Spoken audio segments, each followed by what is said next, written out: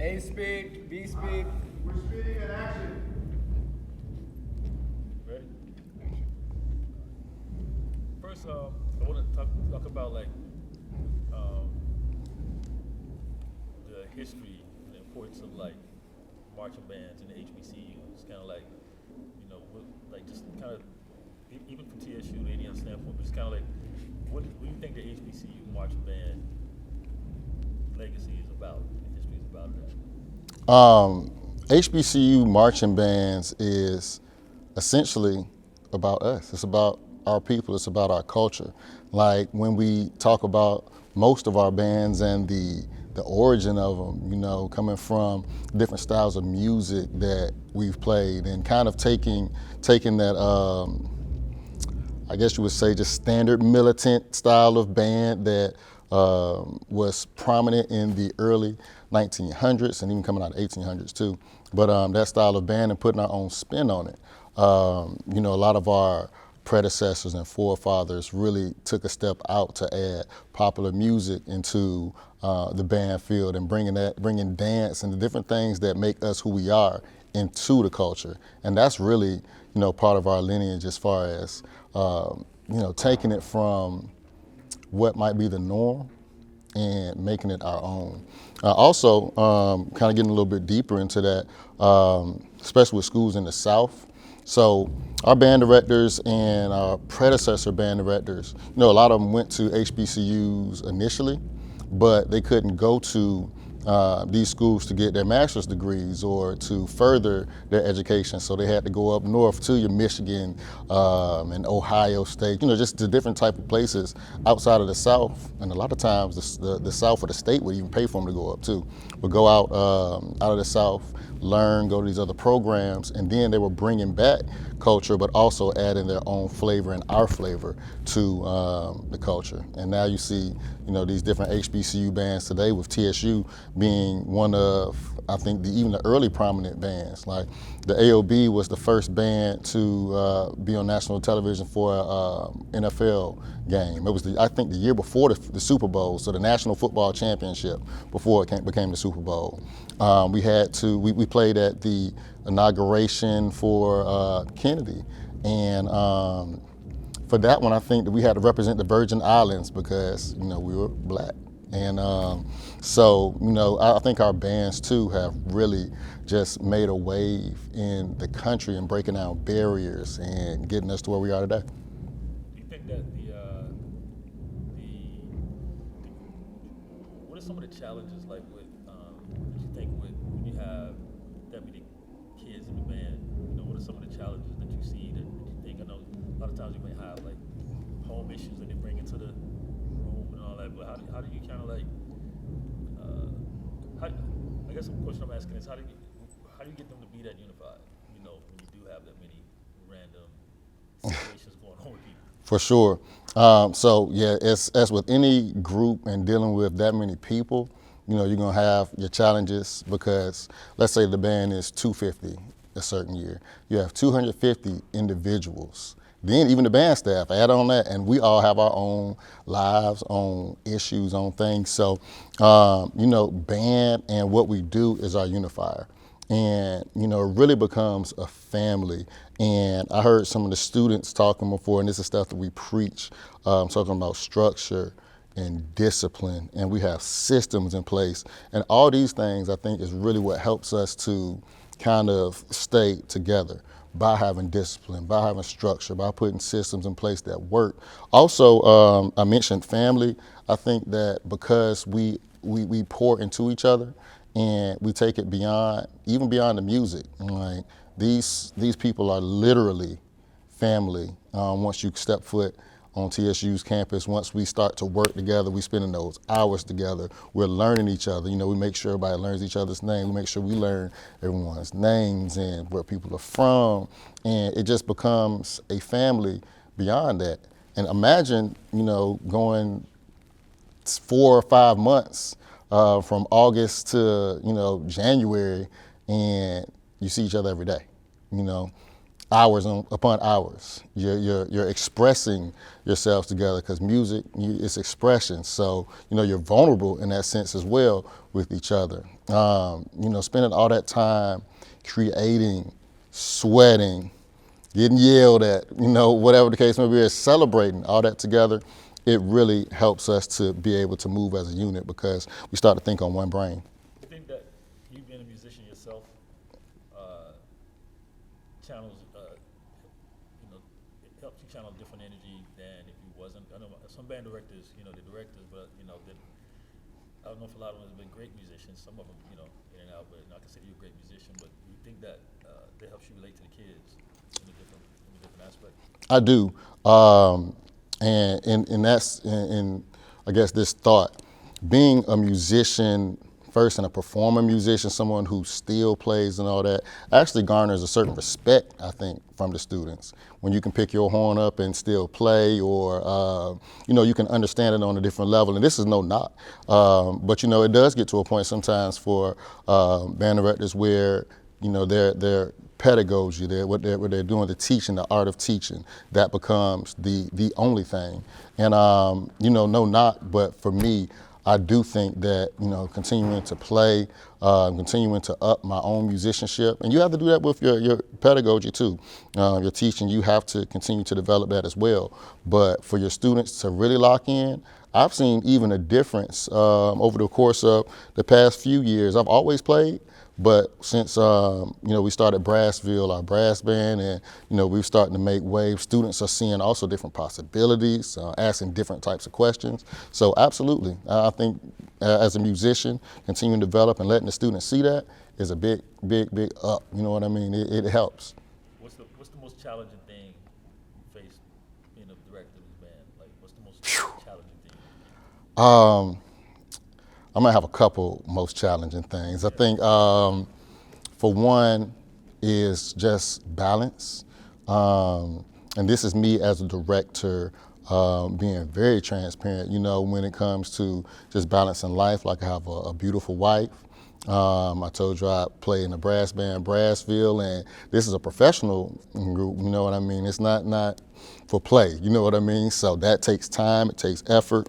Then I haven't even mentioned, tasks in the department. I teach in the music department, so I have trumpet students that, I have to make sure that they're developing and doing what they need to do. I have my classes.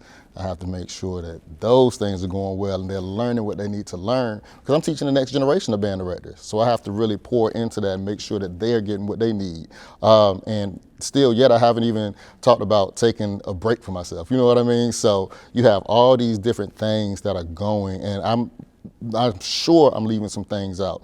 Like I do film scoring, so working with one of my friends on a film score. Like all these different things are just rolling, and trying to find that balance is definitely one of the tough things, because band takes a lot of time, especially if you're good. There's certain gigs that only certain bands get. And that's because you putting in that time, you put in that effort, you're operating at such a high level. And by doing that, it just takes a lot of time. So balance is probably the toughest thing, I think, of being a band. It's balancing your time. But it's a beautiful struggle, I guess, to have. Do you think, can you see the difference or tell or know when the students are more emotionally attached to you, like even when they're not here in your presence, but you can kind of tell it's like some capacity from when they start to when they start to get that Absolutely. And dependence in a way, right? yeah, they do. And when you talk about the attachment, it made me think about how there are several band directors on the staff, right? It takes us in our different roles to have this ship to really sail correctly. But you actually see students who will latch on to you in a certain way. Like I'll take somebody like Dylan, who has been a part of what we've been doing this whole time.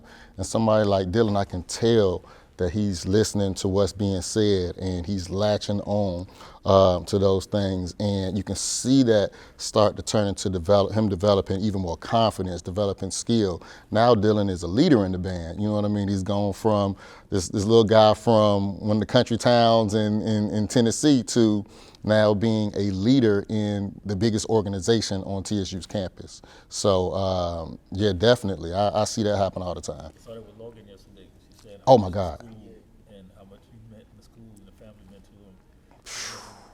Let me tell you, I told him that I cried a couple thug tears hearing that, but it was wild to sit back and hear that. And I was telling my wife about it too, and she was like, you probably needed to hear that. Because just like you, I think we got on this conversation at some point yesterday. We were just talking about being vulnerable. I don't even remember exactly where it spanned from, but I know it was in that realm of us being a family and being able to be open with each other as a band. But hearing that coming my way was just kind of wild, because I don't necessarily, I guess, get into modes where we even have that type of conversation to come my way. You pour out, you pour out, you pour out. But when you find out that what you're doing is really making an impact in that type of way, it means something. And you see it. Like I can't sit in line and not say that I don't see it. I can see when a student is going off and becoming a band director or becoming a doctor or doing whatever they do. Because in the band, we have every major. You see all types of professionals coming from here, all types. But just for somebody to say those things like what Logan said or what Antonio said, Dylan said, and you hear your name in that type of way, it hit me hard in a good way. But yeah, I'm glad y'all didn't catch me right then, because it would have been a scene for sure. So the other question is, academically, do you think music helps the kids academically? Absolutely. There's studies on this too. Being in the arts, being creative. This takes our brain to a different place. Oh yeah. So having, well, I'll say it one more time. So music. How does music help out academically? Yeah. Got you. So music helps out academically in, I think tremendous ways, just from being creative and using your brain in different ways. Now you're learning to strategize in different ways, but you're also learning to express yourself, which is a part of the human experience. Music is innately human. Like when we think about it, where'd it come from? It's literally innately human. It is a human creation, or you can say a divine creation, however you live, and however you want to think about it. But this comes from the people. So I think something that natural, something that's so purely us, definitely will help in any setting like that, because it's coming from within more so than anything else. You can learn music from a book, you can read music, but you can also just express yourself. Even in conversations like when talking with Dallas and you're saying like, shoot, reading music, look what he's done. You know what I mean? Being able to do all these things even without, because it's expression. Music is innately human. The page is only one part. You know what I mean? That's not even the big part. Yeah, it's crazy because I was looking at the kids. I was thinking yesterday when I was in band. When did you know you wanted to be a band director? Like, was it in band, or was it after that, or how did that come about? That's a good one. So I knew that I wanted to be a band director, I think, right around between my junior and senior year that summer.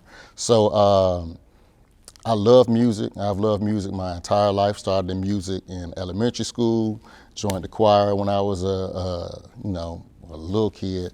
Used to have the little toy instruments, probably the same song a lot of people say. But I do remember going into 6th grade, and at that point, I said, I want to play trumpet. And I knew I wanted to play trumpet, so, we went straight for it. Had me a little King trumpet in 6th grade. It got stolen anyway. I hope the person who stole it ended up using it. But, had a King trumpet, 6th grade, and I just stuck with it. I remember even going to high school, getting in the band at IC Norcom. Shout out to Greyhounds. I was talking about Southwest DeKalb. I know that conversation came up. Shout out to SWD too. But IC Norcom is a historic band, Portsmouth, Virginia as well. And anyways, I remember getting in the band in high school, and getting low grades. And it's crazy, we talked about music and academics, but you know what, I think I was just not focused. My mind was on music, and that was, and especially like band. You know, I was big into HBCU bands and just loving the culture, getting into it in ninth grade. So anyways, my grades went down. And I remember my mom was saying, I'm about to take you out of the band. And I don't know who saved me. I don't know if it was my granddad or dad. I don't know who did it, but thank you to whoever saved me, because I ended up staying in the band and just getting my grades up and using it as motivation. But then I started writing the band, writing music. Mr. Thurgood was my high school band director, and you know, he really kind of let me, you know, grow. I was writing arrangements for the band in 10th grade, and you know, really getting my chops up. You know, trying to get better on my instrument.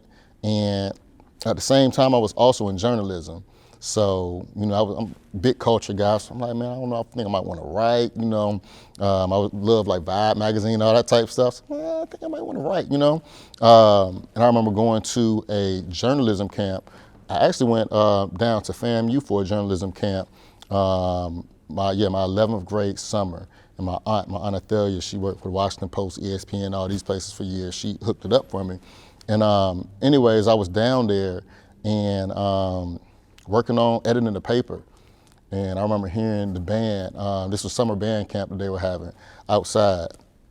And thinking like, you know, I would rather be out there than editing the paper. And it hit. You know, that was the moment I knew, bang, I think I really want to be a band director. I was teetering, but that solidified it. So after that, that's what I pursued. Ended up, you know, here in TSU at the Honda Battle of the Bands that following January, and I was sold. And the rest of the story plays out from there. How do you think? Can we stop on that question? I gotta change the video. Yep. That's all good. That. That's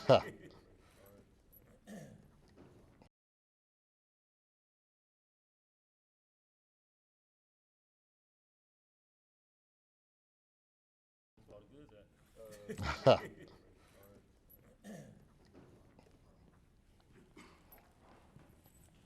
Yeah, man, them interviews yesterday had me emotional. I was like, I dove off into all of them, like, man, like hearing the stories from everybody is just a trip. It, One of the questions I'm gonna ask you is, which one of your students do you see yourself in? okay, for sure. You see the most of yourself in? Because what I want to be able to do is put back like all stuff that you say with something. You know what I mean? Yeah, for sure. You know what's so crazy though? When I was in high school, I had Mr. Courier, Mhm. and he was a white band director, and our school was supposed to be more like core style, right? Yeah. Columbus.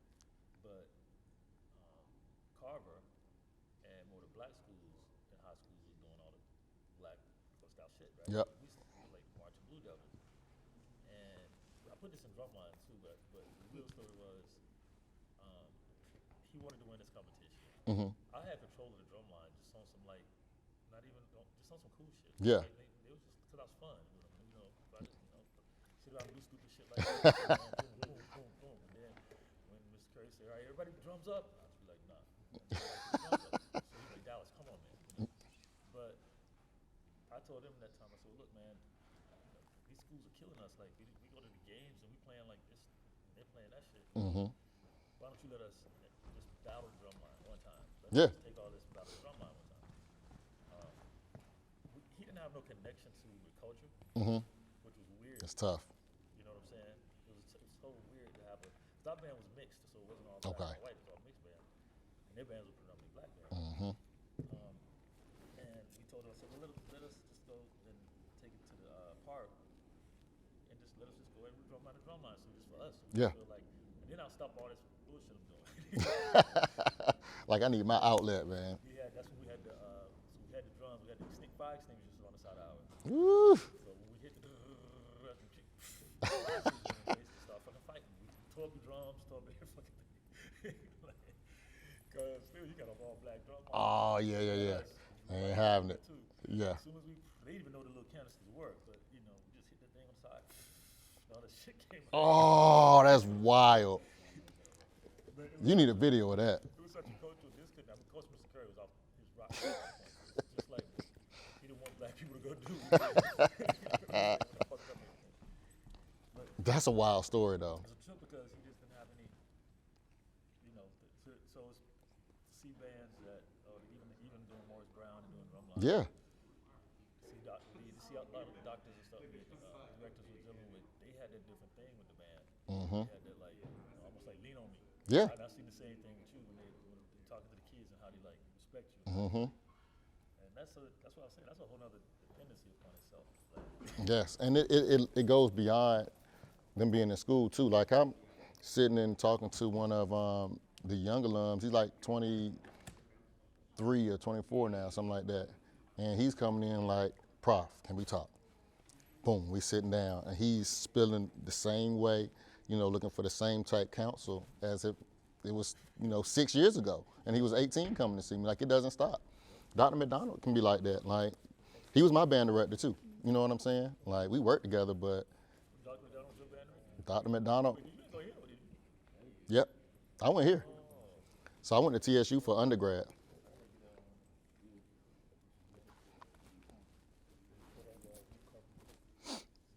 Like, all the stuff that they doing, I've done it. I was a drum major. I'm short, but I was a drum major. So section leader, all this stuff I experienced.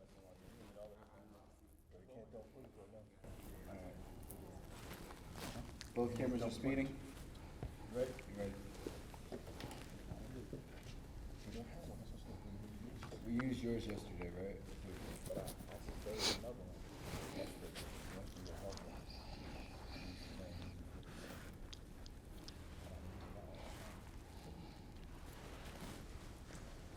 We rolling? We're speeding. He said we can go. Oh, okay. Yeah, so yeah, let's talk about that. So you went to you went to TSU. Yes. Your band, and then you can just take it from there. For sure. So, 2004, I arrived here at Tennessee State University, and it's one of the best things that ever happened to me, bar none. Like, being here, getting out of Portsmouth, Virginia, and coming to Nashville, Tennessee, was a game changer. It was a different culture band-wise too. So I had some family members who went to TSU before me. TSU had a big IC Norcom presence some years before I got to IC Norcom, but when I came here, it was just, I don't want to say a complete culture shock, but it was somewhat of a culture shock, you know, to come to Nashville, to come to TSU, be in a different space. You know, Tennessee is different than the coast of Virginia. I'm from over there by Virginia Beach, so it just feels a little different when you're here. And it was just the learning curve, everything was different. And I think it was an amazing experience for me to be a part of that, to join the band, playing trumpet, marching, traveling, you know, seeing different schools that I wouldn't generally see even to play against. You know, playing against the Jackson State, playing against a FAMU. That time I think we played A&T, Alabama A&M. I'm seeing bands that I had never seen before in person as well. So the experience is just completely exhilarating. Then from there to also be able to like garner leadership positions. And I was able to be trumpet section leader here. I was a drum major here. So I was able to grow even within our own ecosystem of the band. I was able to grow and see what hard work would actually pay off doing. You know, to get a leadership role in the band, and the HBCU band is a big deal. You know what I mean? And I held that to a high honor. You know, I was completely honored to be able to serve as a leader in a program so historic. And also, I think another. Oh, what were you saying? And then you said Dr. McDonald was Yes. So. Yeah, I've known Doc, sheesh, since 2004. Matter of fact, crazy thing is Dr. McDonald auditioned me. So when I traveled out here to audition, first person I saw was Prof. Graves, Professor Edward L. Graves. He was the head band director at that time. And Dr. McDonald, at that time, just Prof. Matt, he was the associate director of bands, but he's the person who actually auditioned me and gave me my scholarship. And it's crazy how, you know, things go full circle. And, you know, now Dr. McDonald is the director of bands and his assistant. Crazy thing about that, though, is I remember being in school and Doc specifically saying to some of us in class, I think this was instrumental methods class, he said, hey, make sure y'all go back to school, go get your master's. I'm gonna be looking for an assistant. And I remembered that, you know what I mean? And we kind of throw little hints, and this is just one of those things that goes back to one of the phrases we talked about, like people notice your ambition or respect your ambition and all that. And you can see with a few of us like that ambition to go get it. And you know, I just took that to heart and said, you know what, I am gonna go back to school and, you know, get some experience, but get this this next degree. And it just so happened the way fate lined it up, the timing was right when it was time to come back home. And you know, I was able to join the band staff in 2014 and really just kind of take off from there, like really let my career just shine from that point. Is it anybody within the band that you see yourself, like Dr. McDonald probably saw in you, is it anybody in there that you see, okay, he's probably going to take this course? He could very well be this or that. Is any of your students you ever see yourself in like that? I do. I mentioned one of them. I see a lot of myself in Dylan from his work ethic, and also even the way he interacts with some of his friends. Like I can see him in his friend group, and the way that they communicate with each other is, I can definitely see myself in him, as well as Curtis. Both of them play trumpet too, so I think that kind of makes it an easy slide into it. But Curtis, from his enthusiasm, he's a better trumpet player than I was. I mean, he's insane. But even like the personality, the way he approaches band, I see a lot of myself in both of them on a daily. Do you think it's a difference in, the reason HBCUs exist is because we couldn't go to right school, right? Yeah. Do you see a difference in I guess, culture-wise, right? Do you see a difference in the culture of kids in the HBCU schools, and why would you think that is? Yes, there's definitely a difference in culture for HBCU students versus going anywhere else. And it's because the HBCUs are our safe space. They were created, you know, literally for that reason, for us to be able to be in a space where we could elevate and, you know, get the education that we need. But at least for those few years, wouldn't have to deal with all the ills of the world when it came to things like blatant racism, right? You don't necessarily have to worry about that going to class. You don't have to, you know, have the state say, hey, go somewhere else because we don't want you in this space. You know, we didn't have to break down a barrier and say, I'm the first person, and thank you for those people who did in predominantly white spaces, so we could be in those spaces. But for HBCU, we could literally just come together without the stress of having to deal with the racism that our forefathers would have had to deal with at you know, other institutions, at the PWIs. And I think that's a beautiful thing, like how we were able to create culture, like create these traditions, create all these things ourselves, because we didn't have to worry about anything else. And I'm a big proponent for HBCUs. I went to Howard for graduate school as well. So, you know, I'm a double HBCU grad, and I'm extremely, extremely proud of that, because I love what our HBCUs mean to our communities. Also, I like to think about like the athletes and stuff too. Think about like the football players and just athletes in general. I think Shannon Sharp was talking about this recently, but a lot of our early Hall of Famers who are black were HBCU athletes. You know what I mean?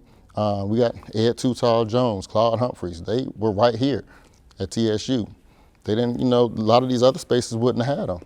But at that time, HBCUs were actually beating a lot of PWIs, and they were playing them too, you know what I mean? Because that talent was there. This was the space for HBCUs, for black students to go.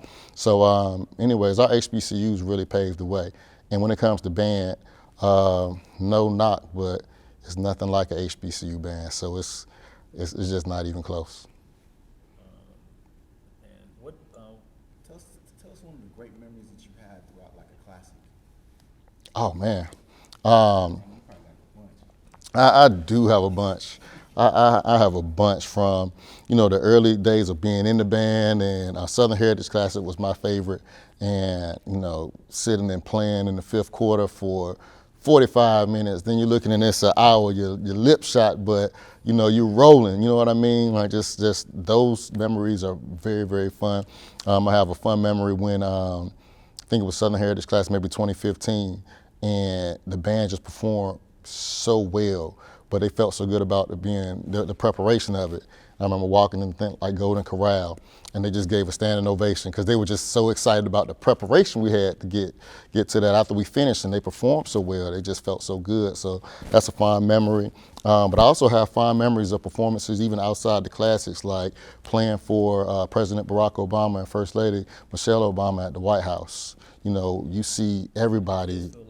Oh my God, that experience, like even sitting and waiting, waiting to perform, and you can see the anticipation, but the kids are, looking around, and you see their eyes doing this, and they're on the West Lawn, and you're looking at the White House, you're touching the grass, the dogs are being driven around, and, you're meeting officials.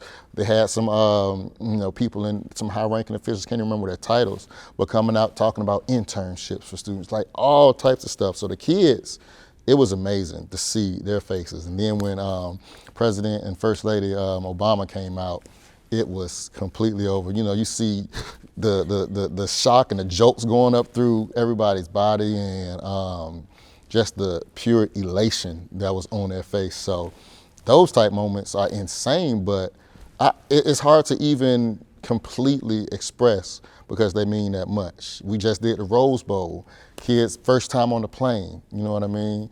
Going to California, like, Prof, I've never been on a plane before. This is my first time, I'm scared. Like, you getting those conversations. But heading out there, seeing them, on the floor for the Lakers game, the people we've been able to meet, it's been a crazy, crazy, crazy ride, My next question, why did you think it was important for Sir not to get the doctorate? Like, how did you come up with that idea? So this came first from a position that I was given for the, yeah. So for to link with you and Sir was almost like a brainchild. Well, first it came from Sir, and I'll tell you how. All this came about through that. I have a position with the Tennessee State University National Alumni Association where I was put in charge of artists in residency. And with artists in residency, I wanted to bring someone around the students who I felt really had value. And I mean value in the sense of something to give back to the students. They are really at the center of all of this. Making sure that they're getting the information they need, the connections they need. So anyways, it's how me and Sir kind of got into this initially, even before we got Dallas on board. So the way it started was I met Sir a couple years ago, actually here at TSU. I don't even remember what he was visiting for, but we met in the recital hall. And I remember I enjoyed his vibe. I already knew who he was, and I have seen him before. But just being able to talk, and we got to talking about just being musicians and being artists. So had a good conversation, but we just stayed in touch. And from there, I think maybe about a year, some change, as pandemic, everything kind of got to its height. And that's a whole nother story too with the pandemic and the band. But got to its height, and next thing you know, I get this position with the Alumni Association. I'm trying to figure out who. And I remember me and Sir, I don't know if it was an IG message or a text or something, but it was one of those things like, man, we got a link. And when that came through, and when we could reconnect it in that way and we talked, it just started to make sense. And I'm like, bro, you would be perfect. You'd be perfect for this project. And so next thing you know, we start to talk, we start the game plan, and then the next thing that happens, this is band. We have a historic marching band, one of the most historic marching bands in the country. And it's like, gotta have Dallas. And at that point, I'm like, yo, this is about to go insane. So then we linked, or sir, he linked me with you. And next thing you know, it was natural. And you can kind of feel energy, that's a thing, that's a real thing. I know you the same way. We kind of had a conversation about it the first time we talked. And, you can feel energy, and I just felt the energy was right too. It was one of those things where it's just genuine. And our intentions were about the students and how this could not only help the students, but also the university as a whole. And so we started to game plan. We created this plan to make an album. We started to go through music. We started to create. And now we're in the process of making things happen. And this class also, which is a big part of it too, I can't leave that out. The actual class that we do on Fridays has been phenomenal. The information that Sir, that Dallas Austin have been given has been crazy. This is real life information that the students are getting, able to ask questions about the industry, about the history that, both Sir and Dallas have in coming up in the industry. It's just been phenomenal. So anyways, that's how this all started. It started really from a couple conversations to a couple links, to a couple sessions to recording, and we're here, and it's almost done and almost time to get rolling. Kind of talk about just a little bit of that process. Yeah, for sure. How we come up with a song and then you take it, write it, and then give it to the students. Kind of go over that process. For sure. So the process of making, the music that we're making for the album, for the urban hymnal for the album. So what happens is, we'll have some tracks that are produced out. Sir, Dallas, both have just a plethora of music that we've been going through, and we kind of narrowed it down to the ones that we wanted to use for the album.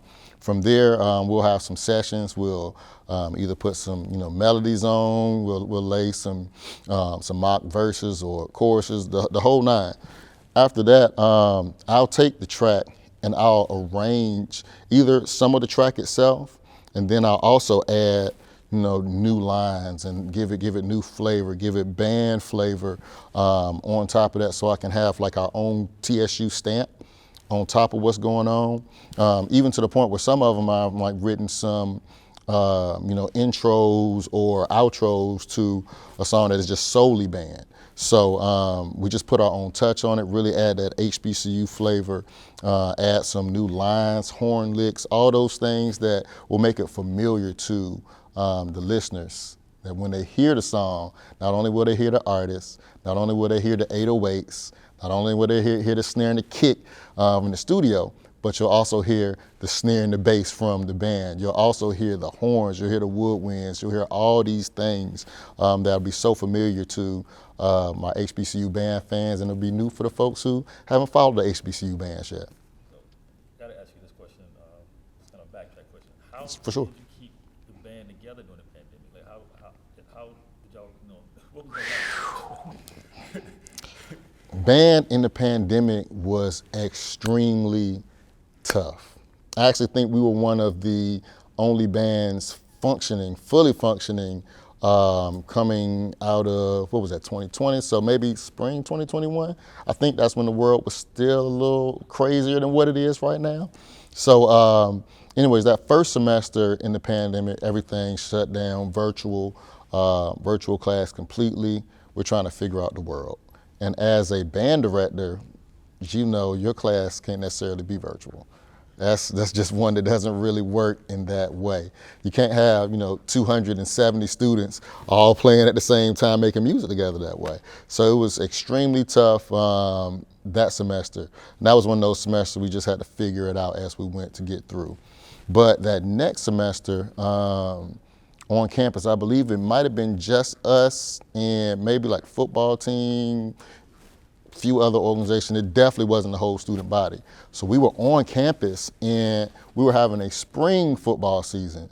And for all of our rehearsals, we had to deal with the weather. We were outside, distanced, sitting out in whatever the elements were to practice. And that's very tough. Even when you think about focusing and having everybody on the same page. If it's freezing cold and we're out there playing, everybody's mind is in kind of different places.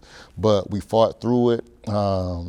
We put on some video performances and even did a mock halftime show. In a sense, I say mock, it wasn't like the full force halftime show like we usually would, because we didn't know exactly how we could practice yet outside of staying distance. But we put together a modified, that's a better word, a modified halftime show for our fans. Played I remember playing Can We Talk that day, whole crowd was singing. Tevin Campbell saw it too on IG. But we just did what we could, and that spilled over into the next semester some too. Most bands were functioning at that point, if not everybody, but everybody's situation was still different. And for us, we were still, kind of erring on the side of caution. And so, I would see some folks practicing in the band room. We weren't. We still were picking up chairs. It slowed us up a little bit, but we had to just think about the students as best we could. And this is what's best for TSU at this moment. Like, we just want to make sure that our students are good. So we would take our chairs outside, set up the band room in front every single day, set up the band room in front of the building, practice, pick up the chairs, take them back in, reset the band room, then go outside and again and work on the actual movements of the show. So it was a lot. But, in the midst of that, we got through it, had some amazing performances, had a great year. And, now we're sitting here about to make this album and, go to a whole different plateau. Can we break for a second for both cameras? They're gonna need to switch. Yeah, I got two more questions. Well, this is at 1 minute, so I really need to stop this. But it'd be therapeutic to talk about what's going on too. It's like a little. When I see it, when we watch this back at the end of the day, that's all I want to be that kind of piece where, the stuff you don't really get, like behind the scenes in the band at the same rate, there's going to be a powerful, like, I want to be something that even when bands watch it, they like, oh, that's dope. Yeah. People who know bands watch it, they say, oh man, that's powerful, or that's like inspiring, or that's like, that's what nothing ever really been done like this with a record to do this piece with it. No. It's a one-on-one. It's a one-on-one. We could definitely turn this to NFT. You said what? I said we could turn this into NFT. Oh, What time is the band line? man, you got to get me right with those, man. Oh man, I'm gonna get you right. Right on. I kind of get it, but it hasn't clicked all the way for me yet. It's gonna go crazy next year. I got this memo missing. This guy, Charlie Sherm. Remember him? This thing out.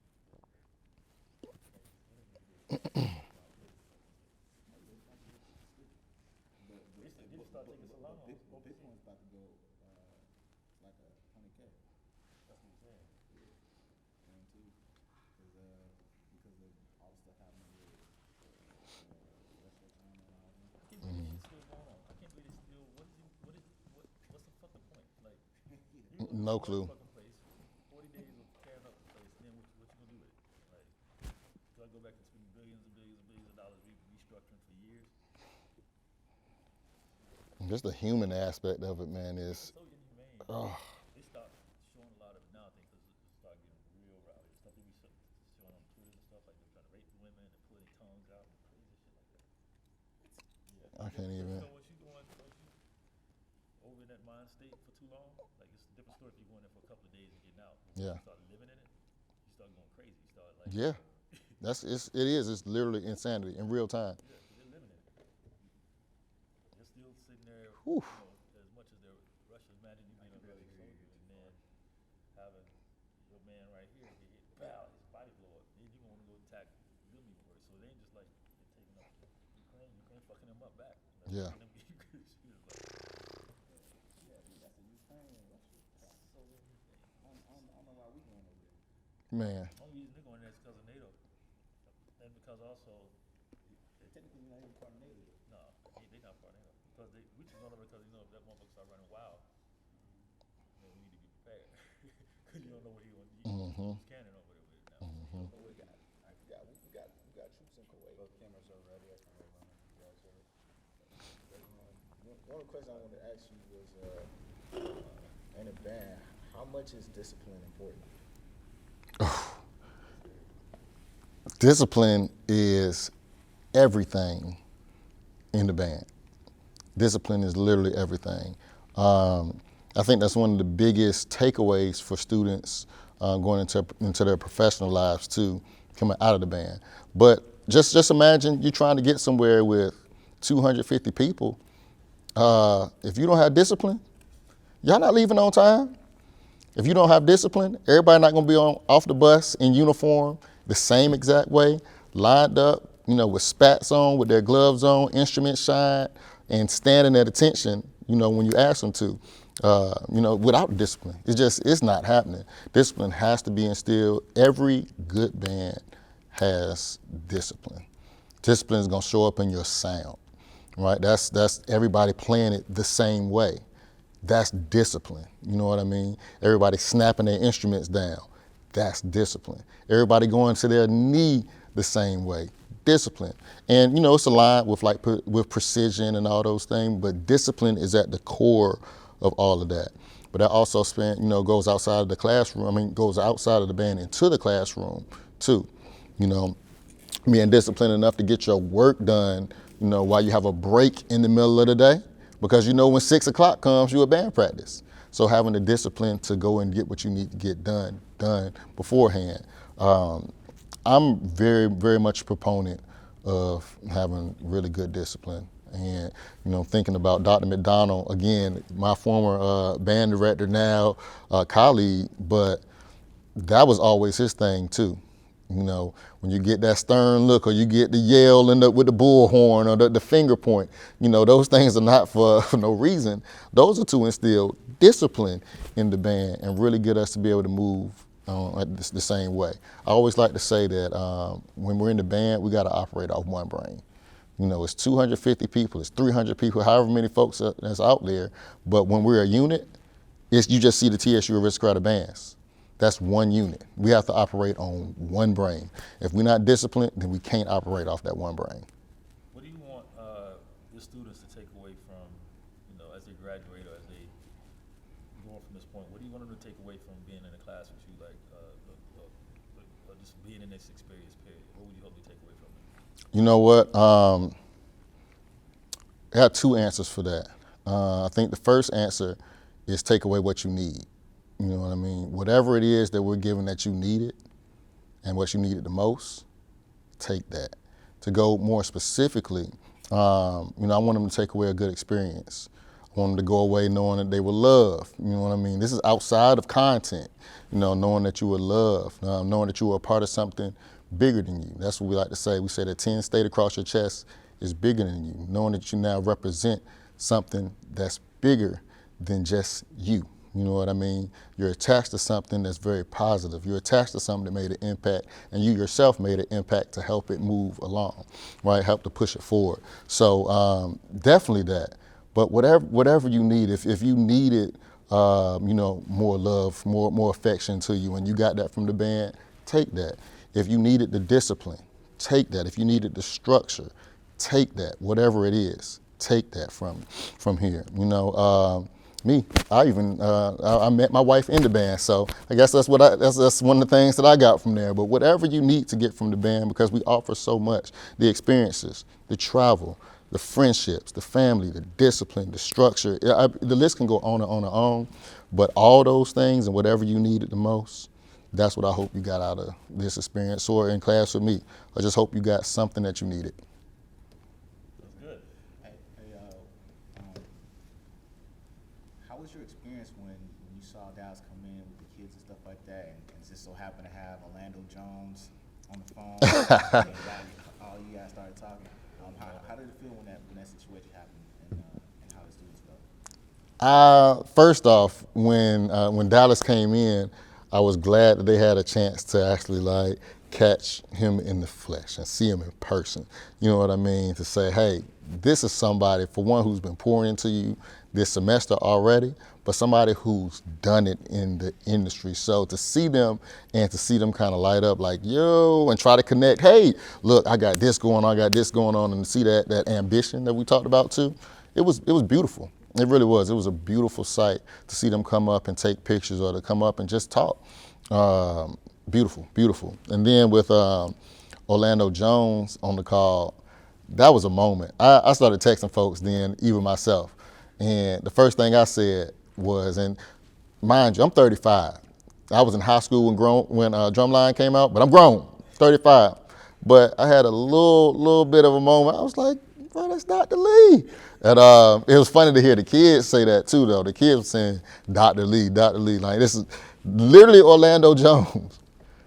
But the first thing that's jumping out of everybody's mouth is Dr. Lee. He was a good band director. I hope you see this, Orlando, because you were a good band director, because all the kids said Dr. Lee first. So I think that was a beautiful moment, a cool moment for us to have, and it kind of tied everything together. Like it was phenomenal. Thank you for that moment too. I think that was super dope.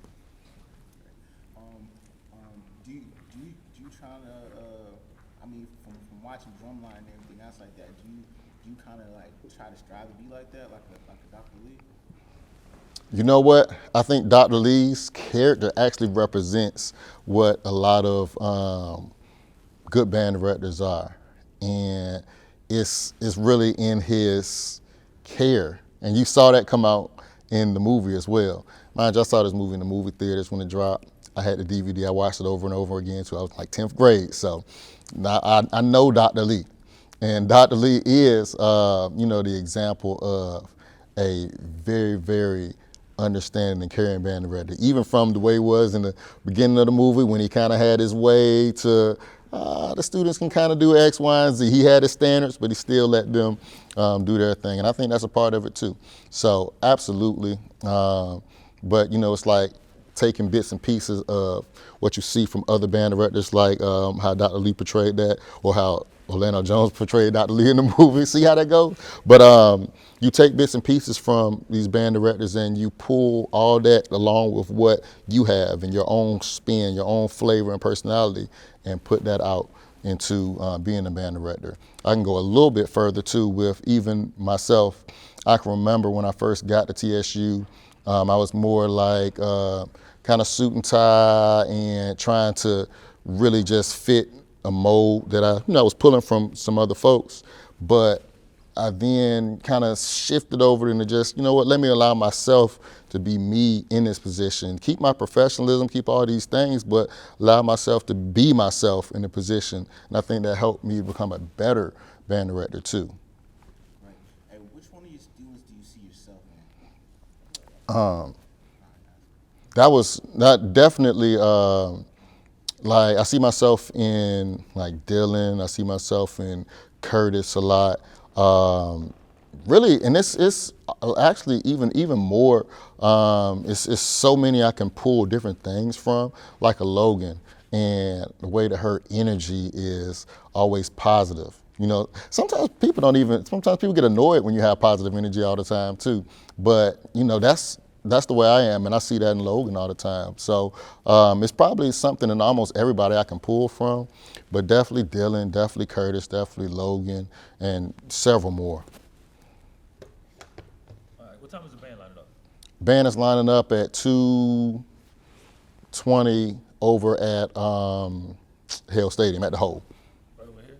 In the backside of the Yep, that stadium over there that you passed on the way in. All right, so, we good, right? All right, we good with you. For sure. That was amazing. Man, That's appreciate it.